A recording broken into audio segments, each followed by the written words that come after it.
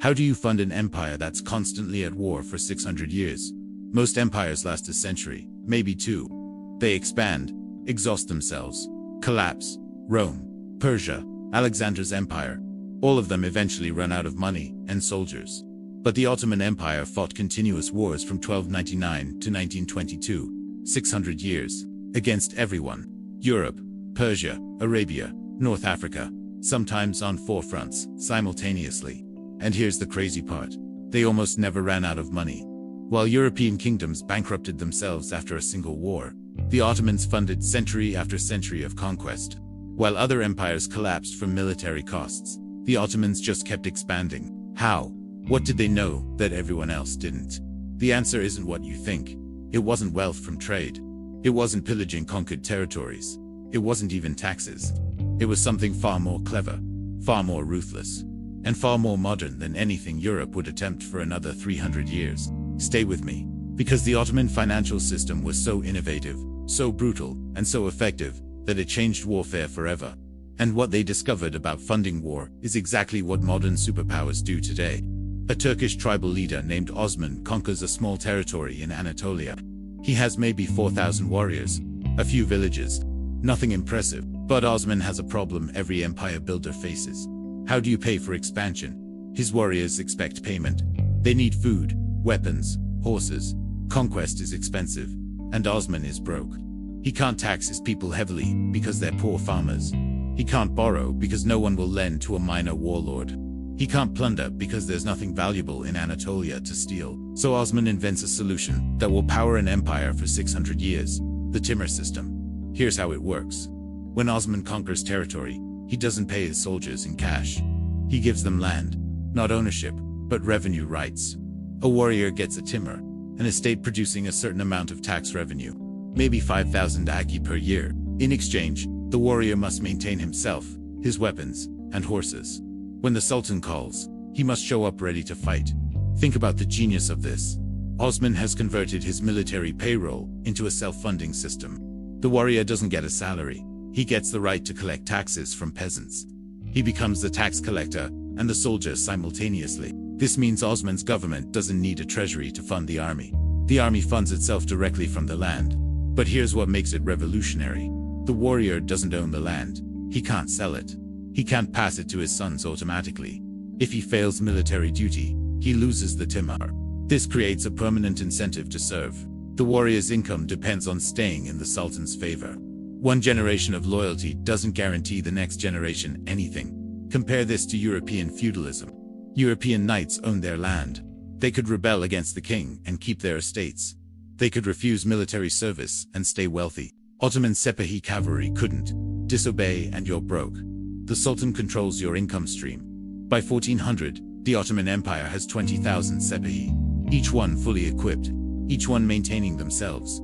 Total cost to the central government: almost nothing. But the timur system has a deeper genius. It ties military power to economic productivity. If a Sipahi wants more income, he needs his land to produce more. So he has an incentive to improve agriculture, maintain irrigation, protect peasants from bandits. The Ottoman military becomes invested in economic development. Warriors are also agricultural managers. The army is also the rural administration. This is why the Ottomans could sustain constant warfare. Their military system doesn't drain the economy. It is the economy. But here's the dark side. The timur system only works if there's constant expansion. Why? Because timurs are the only way to pay warriors. If you stop conquering new territory, you run out of rewards.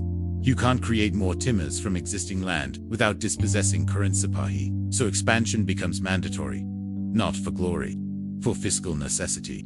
The Ottoman Empire must keep conquering or the system collapses, and they do. For 200 years, they expand relentlessly. Balkans, Anatolia, Middle East, North Africa. By 1550, they control 3 continents, but eventually, they stop expanding. Europe fights back. Persia resists. There's no more easy territory, and the timur system starts failing. So the Ottomans invent something else. Something even more innovative and disturbing. The Ottoman Empire has a new problem. The timur system works for cavalry, but modern warfare requires something else. Gunpowder, cannons, muskets, siege artillery. These weapons are expensive. They require specialists. And you can't pay cannoneers with land grants. So Sultan Mehmed II creates the Janissaries, a professional infantry force paid in cash. The empire's first standing army. But where does the cash come from? The Ottomans developed something revolutionary: tax farming on steroids. Here's the system the government needs. Say, 1 million aki from a province. Instead of collecting it themselves, they auction the right to collect. A wealthy merchant bids 1.2 million aki for the collection rights. He pays the government up front. Then he goes to the province and extracts whatever he can. If he collects 1.5 million, he keeps the 300,000 profit. This is brilliant fiscal engineering. The government gets money immediately. They don't need a collection bureaucracy. They've outsourced both the cost and the risk. But it's brutal for taxpayers. The tax farmer is incentivized to extract maximum revenue. He's not a government official with a salary. He's an investor who needs returns. Complaints? The government doesn't care. They already got their money. Whatever the tax farmer does to collect is his business. This system generates enormous revenue. By 1500, the Ottomans are collecting taxes more efficiently than any European kingdom. But they go further. They apply the same model to everything. Customs duties, auctioned to the highest bidder. Port fees, auctioned. Salt monopoly, auctioned. Even judicial positions are auctioned. Pay enough and you become a judge, with the right to collect court fees. The entire government becomes a series of revenue-generating concessions. This is modern privatization 500 years early. The Ottomans have figured out how to make the private sector fund the state. But here's where it gets really innovative. They invent government bonds. Not exactly like modern bonds, but close. The system is called Malikan. The government sells lifetime revenue streams. Pay 10,000 aki up front, get 1,000 aki per year for life. It's a 10% annual return. Pretty good. And when you die, your heirs can inherit it, if they pay a renewal fee. Wealthy Ottomans buy these by the thousands. It's a safe investment backed by government revenue. Think about what this means. The Ottoman government is borrowing money from its citizens without calling it debt. They're selling future tax revenue to fund current wars. This is deficit spending. This is how modern governments operate. And the Ottomans are doing it in the 1500s. By 1600, the Ottoman Empire has self-funding cavalry through land grants, professional infantry funded by privatized tax collection, government bonds, providing upfront capital auction systems, monetizing every government function they've created, the world's most sophisticated war funding machine. But there's one more innovation. The most controversial, the most brutal, and the most effective. The Devshirme system. Here something they do teach in school. The Ottoman Empire's most elite forces were slaves, not captured enemies. Christian children taken from conquered territories. Every few years, Ottoman officials would tour Christian villages in the Balkans. They'd select the brightest, strongest boys, ages 8 to 12, take them from their families, convert them to Islam, train them as warriors or administrators. This is the Devshirme system, the blood tax, and it's the foundation of Ottoman power for 400 years. Why did this work so well? First, it's incredibly cost-effective. The children are free, no recruitment costs, no signing bonuses. Second, these boys become fanatically loyal. Why? Because they owe everything to the Sultan. They have no competing loyalties, no aristocratic families pulling them away, no local power bases. A European knight serves his family first, his lord second. A janissary serves the Sultan only. Third, the system creates a merit-based military elite. In Europe, command positions go to nobles by birth. In the Ottoman Empire, they go to the most capable Devshirme. The best fighters rise to command janissary units. The smartest become administrators. The most talented become viziers, essentially prime ministers. The Ottoman Empire is ruled by men who started as Christian peasant children. This is social mobility on steroids. But here's the economic genius. Slave soldiers don't inherit positions. When a janissary dies, his position doesn't pass to his son. It goes back to the system. Compared to Europe, a duke's son inherits his father's position, competent or not. This creates dynasties of incompetent elites. Ottoman positions reset each generation. Only the capable survive. And financially, the Devshirme system means the Ottoman military elite don't accumulate inherited wealth. They're paid well, but everything returns to the state when they die. European nobles accumulate wealth across generations. Eventually, they become richer than the king. They can challenge royal authority. Ottoman military elites remain dependent on the Sultan. Always. This is why the Ottomans could fund continuous war. Their elite warriors are essentially indentured to the state. They fight brilliantly because it's their only path to wealth and status. By 1550, the Janissaries are the most effective fighting force in the world. 20,000 professional infantry with artillery support. They conquer Constantinople, crush Hungarian armies, terrify European kingdoms. And they cost a fraction of what European armies cost, because the recruitment is free and loyalty is built into the system. But there's a problem brewing. Because the Devshirme system works too well, the Janissaries become powerful, politically powerful, and they start making demands. By 1600, the Janissaries have figured something out. They're essential. The empire can't function without them. So they start demanding better pay, better benefits, political influence. Sultans who refuse, the Janissaries kill them. Between 1600 and 1800, Janissaries depose or murder multiple sultans. The slave soldiers have become kingmakers. The system has turned on its creators. Meanwhile, the Timur system is collapsing. As the empire stops expanding, there's no new land to grant. Existing Timurs get subdivided. Warriors can't afford proper equipment. The cavalry becomes weak, and the tax farming system becomes predatory. Tax farmers extract so aggressively that peasants flee. Agricultural production drops. Revenue actually decreases despite higher rates. The Ottoman fiscal system is breaking down. All three pillars weakening simultaneously. And there's a bigger problem: inflation. The Ottomans discover New World silver. Spanish treasure fleets bring massive amounts of silver to Europe. Ottoman merchants trade with Europe. Silver floods into the empire. Prices explode. By 1600, prices have tripled. The currency is collapsing. The government tries to respond. They debase currency, minting coins with less silver. This accelerates inflation. They raise taxes. This triggers rebellions.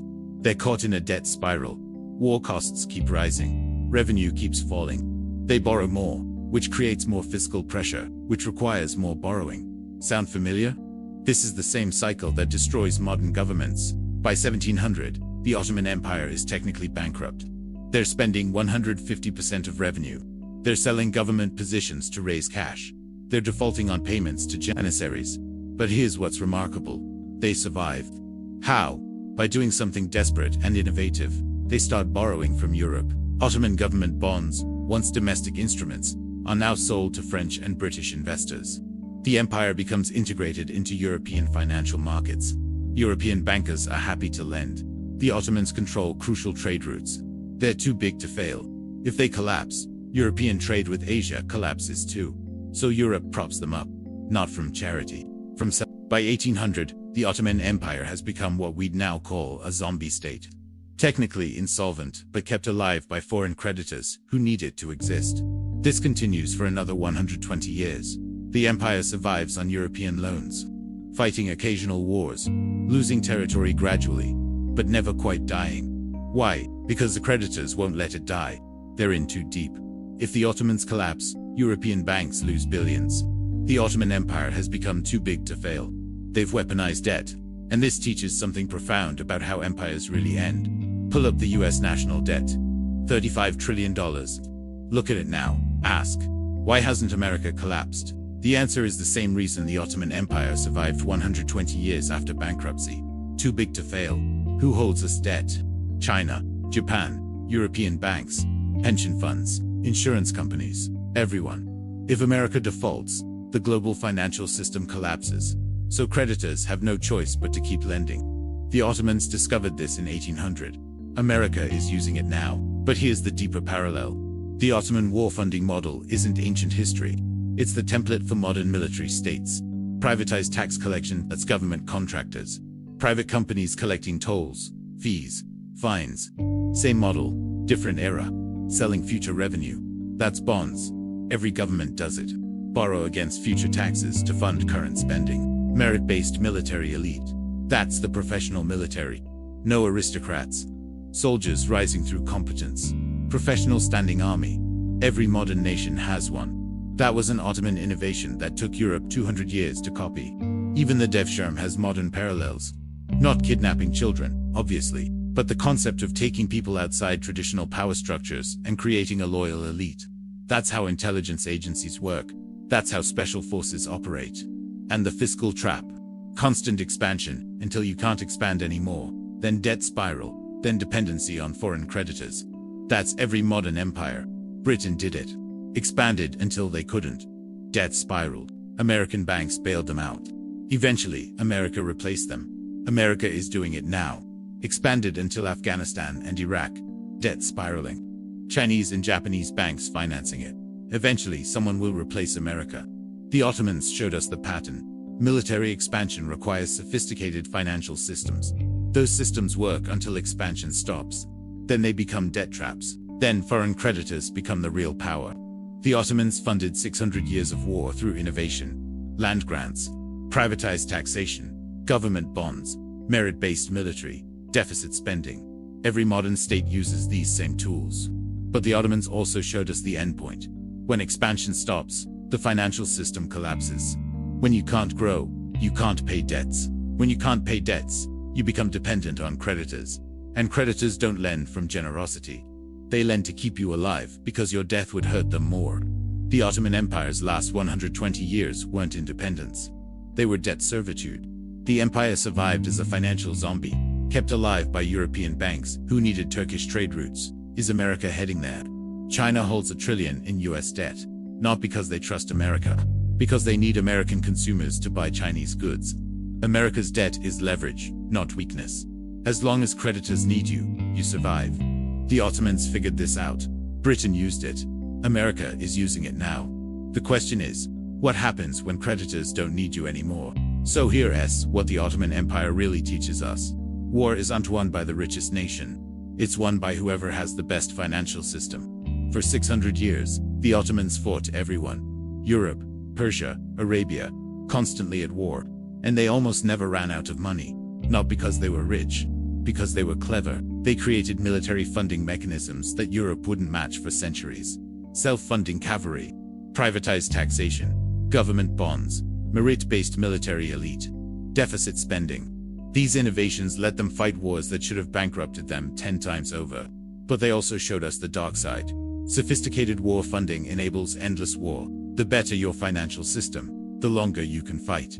And fighting becomes its own justification. The Ottoman timur system required constant expansion. Stop conquering, and the system fails. So they couldn't stop. Modern military-industrial complexes require constant conflict. Stop fighting, and the system fails. So we can't stop. Different mechanisms. Same trap.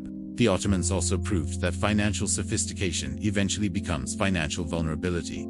The systems that enabled 400 years of success caused 200 years of decline. Complex financial structures create dependencies. Debt creates obligations.